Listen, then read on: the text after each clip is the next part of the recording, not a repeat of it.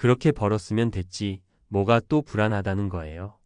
서울 강남의 한 커피숍, 은퇴한 지 3년 된 전직 대기업 임원 이정호 가명씨는 조용히 커피잔을 내려놓으며 이렇게 말했습니다.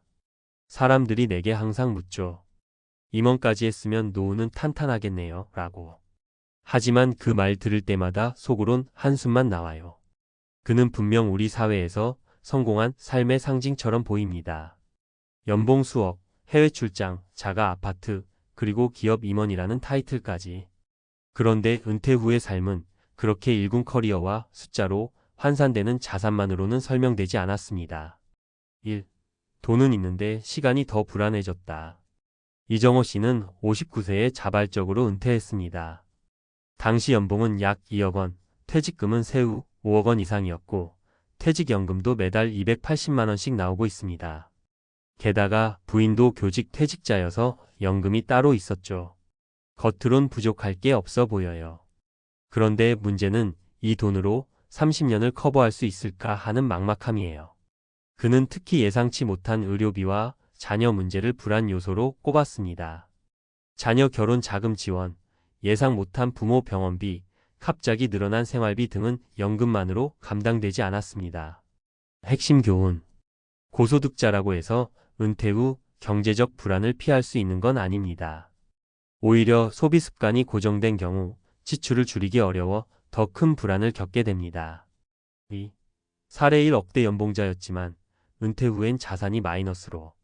서초구에 사는 윤성호 가명씨는 국내 대표 IT 기업에서 25년을 일했습니다. 마지막 연봉은 1억 6천만 원, 퇴직금은 약 4억 원. 처음 12년은 그대로 살았어요. 고급 레스토랑, 외제차 유지, 골프 회비도 계속 냈고요. 그런데 금세 잔고가 생각보다 빨리 줄고 있다는 걸 체감했죠.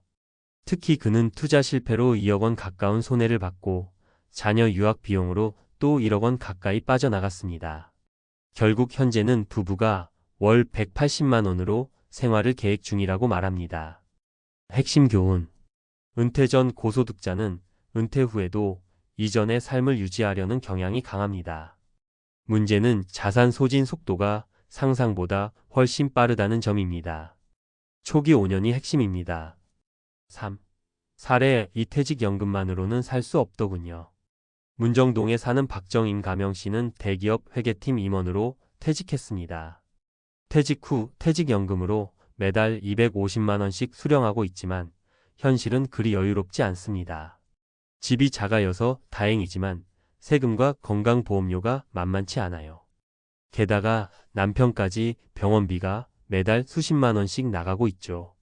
그녀는 결국 65세에 동네 회계사무소에 다시 취업했습니다. 하루 4시간 근무에 월 120만 원을 받지만 심리적 안정을 주는데 큰 도움이 된다고 합니다. 핵심 교훈. 연금만으로 생활이 충분하리라는 믿음은 착각입니다. 의료비, 보험료, 고정비를 합치면 실제 생활비는 훨씬 많습니다. 소액이더라도 꾸준한 수입원은 심리적으로도 안정감을 줍니다. 4. 사례 3 은퇴 후 첫 3년이 진짜 전쟁입니다. 이모 가명씨는 60세까지 대기업 인사팀에서 근무했고 매년 억대 연봉을 받았습니다. 하지만 은퇴 후 3년이 가장 힘들었다고 회상합니다. 매일 아침 일어났을 때 목적이 없었어요. 자산이 있어도 사람을 안 만나면 고립감이 더 커지고 고립감이 커지면 괜히 뭘 더 사게 되고 그는 결국 재무설계 전문가와 상담한 후 소비를 반 토막 내고 월 150만 원의 고정생활비 시스템을 만들었습니다. 그리고 노인복지센터에서 강의 자원봉사를 시작하며 삶의 균형을 되찾았습니다. 핵심 교훈. 돈보다 중요한 것은 일상과 소속감입니다. 은퇴 후 일정한 루틴과 역할이 없다면 자산은 금세 줄어들고 정신 건강도 위협받게 됩니다. 5. 전문가, 조언 고소득자일수록 은퇴 설계는 더 정교해야 한다. 많은 사람들은 돈이 많으면 은퇴 준비는 쉬울 것이라고 생각합니다. 하지만 실제로는 고소득자일수록 자산 감소에 대한 체감이 크고 소비 전환이 어려우며 사회적 지위 상실에 따른 심리적 공허감도 큽니다. 고소득 은퇴자를 위한 필수 전략은 다음과 같습니다. 은퇴 전 3년간 지출 습관 조정 훈련. 연봉이 높을수록 지출도 큽니다. 은퇴 전에 지출을 실제 연금 수준으로 낮추는 훈련이 필요합니다. 고정 수입 구조 설계, 월세, 배당, 프리랜서 수입 등 예측 가능한 현금 흐름이 중요합니다. 의료비 대비 보험 재점검. 60대 이후에는 건강 관련 리스크가 급격히 커집니다. 실손보험, 암보험 등을 점검하고 중복가입 여부를 확인해야 합니다. 사회적 연결 유지와 활동 루틴 확보. 자원봉사, 강의, 동호회 등 삶의 목적을 제공할 수 있는 구조가 필요합니다. 맺은 말 은퇴는 끝이 아니라 전혀 다른 시작입니다. 이정호 씨는 말합니다. 내가 임원이었다는 건 이제 아무 의미도 없어요. 중요한 건 앞으로 30년 동안 내가 어떤 사람으로 살아갈지예요. 억대 연봉, 퇴직연금, 부동산 자산이 있어도 불안하다는 그의 말은 단지 돈의 문제가 아닙니다. 은퇴란 결국 내 삶의 구조와 정체성을 다시 설계하는 일입니다. 당신도 지금 그 설계도를 준비하고 계신가요? 서울 대기업 임원이 말한 현실 연봉연금이 있어도 은퇴 후 불안한 이유. 은퇴는 단순한 퇴직이 아닙니다.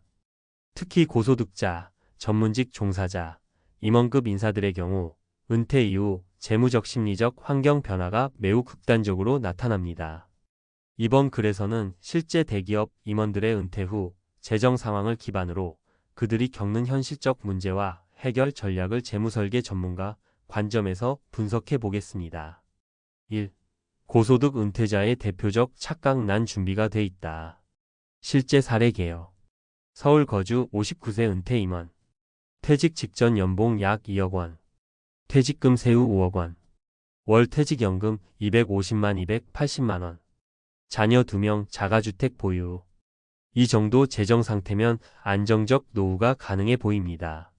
그러나 실제 인터뷰 및 상담 사례에서 공통적으로 나타나는 정서는 예상보다 더 불안하다입니다. 2. 은퇴 후 불안을 야기하는 4가지 핵심 요소.